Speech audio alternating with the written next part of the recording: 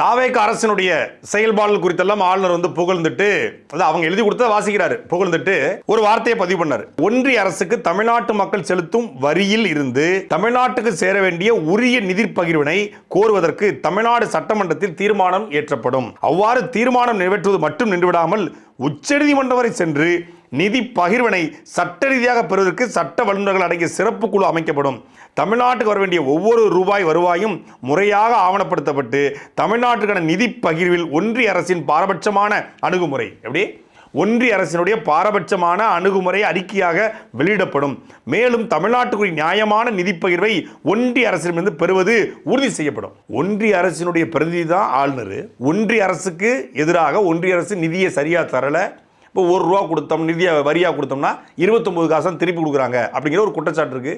ஆனால் ஊபி போன்ற மாநிலங்களுக்கு ₹1 கொடுத்தா அவங்க அதிகமாகவே அவங்க வந்து திருப்பி கொடுக்குறாங்க அப்படிங்கிற ஒரு பார்வை இருக்கு. அப்பயும் ஒன்றிய அரசு பாரபட்சத்தோடு ஒருதலை பட்சமாக மாற்றாந்தாய் மனப்பான்மையோடு தமிழ்நாட்டை அணுகிறது அப்படிங்கிற அந்த குற்றச்சாட்டு அடிப்படையில் தான் இந்த பத்தி சேர்க்கப்பட்டிருக்கு. இதை ஆளுநர் வாச்சிருக்காரு.